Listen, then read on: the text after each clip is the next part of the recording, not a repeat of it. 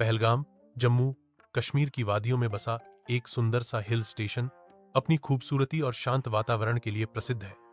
मगर बहुत कम लोग जानते हैं कि यहाँ की बर्फ में दबी है एक डरावनी दास्तान, जो अब भी समय समय पर खुद को दोहराती है। राहुल, एक फोटोग्राफर, और उसकी पत्नी अनया अपने तीसरे हनीमून के लिए पहलगाम आए थे। दोनों को ट्रैकिंग और नेचर फोटोग्राफी का बहुत शौक था। दिसंबर का महीना था और बर्फबारी ने पहलगाम को एक सफेद चादर में लपेट रखा था।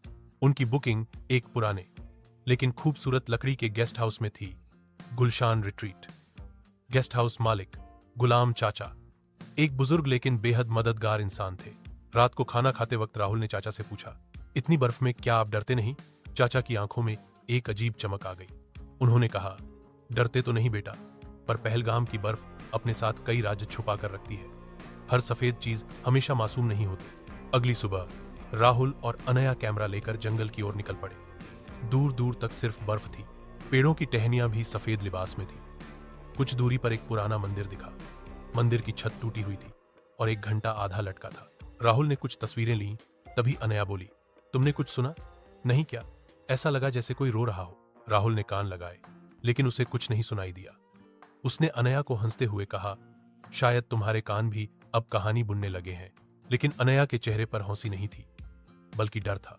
शाम को दोनों गेस्ट हाउस लौटे, लेकिन अनया कुछ अजीब सा महसूस कर रही थी। उसे बार बार लग रहा था कि कोई उसे देख रहा है। रात को अचानक वह चीख कर उठ बैठी। कोई खिड़की के बाहर था, लाल आंखें। उसने मुझे देखा। राहुल ने खिड़की के बाहर देखा, मगर वहां सिर्फ बर्फ थी। गुलाम चाचा दौड़े आए। उन्होंने अनया को पानी पिलाया और कहा, इस बर्फ में पुरानी आत्माएं जागती हैं, खासकर उस मंदिर के पास। आपने वहां कुछ छेड़ा तो नहीं? राहुल ने मंद स्वर में कहा, हमने तो सिर्फ फोटो ली थी। चाचा ने सिर झुका लिया और बुदबुदाए, बस यही नहीं करना चाहिए था। अगली सुबह चाचा ने राहुल और अनया को एक कहानी सुनाई। बहुत साल पहले उस मंदिर में एक पुजारी था, भीषणनाथ। वो तंत्र में माहिर था, लेकिन लालच और घमंड ने उसे अंधा कर दिया। उसने बर्फ में छिपी आत्माओं को बुलाने की कोशिश की। एक रात गांव के लोग मंदिर के पास पहुंचे तो देखा कि पुजारी और 5 लोग वहां मरे पड़े थे। उनके चेहरे डर से विकृत थे। तभी से वो मंदिर बंद कर दिया गया। लेकिन कहते हैं, हर साल दिसंबर में उनकी आत्मा वापस आती है। राहुल ने हंसते हुए कहा, यह तो सिर्फ लोक कथा है। चाचा गंभीर होकर बोले, लोक कथाएं भी किसी हकीकत से ही जन्म लेती हैं। रात को राहुल अपने कैमरे की तस्वीरें देखने लगा।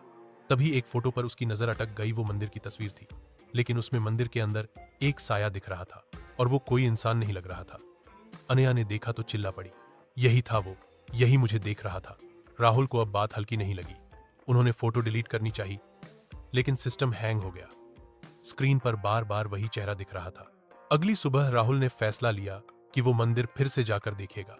अनया ने मना किया, लेकिन राहुल नहीं माना। मंदिर के पास पहुंचते ही मौसम बिगड़ने लगा। तेज बर्फबारी शुरू हो गई। हवा में अजीब सी सरसराहट थी। राहुल मंदिर के अंदर गया और अचानक उसके कानों में चीखें गूंजने लगीं।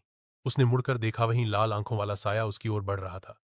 राहुल ने दौड़कर बाहर निकलने की कोशिश की, लेकिन उसका पैर बर्फ में फिसल गया। गेस्ट हाउस में अनया को लगा कि कुछ गड़बड़ है। गुलाम चाचा को लेकर वो मंदिर पहुंची। वहां सिर्फ राहुल का कैमरा पड़ा था और कुछ ताजा खून की बूंदें बर्फ पर। राहुल के गायब होने के बाद पुलिस आई, लेकिन कोई सुराग नहीं मिला। गेस्ट हाउस वापस लौटकर अनया कमरे में अकेली थी। तभी राहुल की आवाज आई, अनया। वो भागी कमरे से बाहर, लेकिन कोई नहीं था। फिर वही आवाज आई, इस बार पास से। अनया ने देखा, कमरे की दीवार पर बर्फ की एक परत जमी थी और उसमें राहुल का चेहरा झलक रहा था, जैसे किसी शीशे में कैद हो। उसने चीखते हुए गुलाम चाचा को बुलाया। चाचा ने देखा और बोले, अब बहुत देर हो चुकी है। वो अब इस बर्फ का हिस्सा बन चुका है। कुछ दिन बाद अनया को भी वही आवाजें सुनाई देने लगीं। कभी मंदिर बुलाता, कभी राहुल पुकारता। एक रात वह गेस्ट हाउस से निकल गई और बर्फ में गायब हो गई। लोग कहते हैं कि जब भी पहलगाम में भारी बर्फबारी होती है, मंदिर के पास एक औरत की चीखें सुनाई देती हैं, और कोई अगर उस मंदिर की तस्वीर खींचे तो तस्वीर में वही लाल आंखें फिर दिखती हैं। क्या आपने भी कभी बर्फबारी में कोई परछाई देखी है? अगर इस कहानी ने आपको सेहरन दी है तो इसे अपने दोस्तों के साथ शेयर करें। और भी डरावनी कहानियों के लिए सब्सक्राइब करें। आपकी एक प्रतिक्रिया हमें अगली कहानी लिखने का हौसला देती है। कमेंट करें और डराओ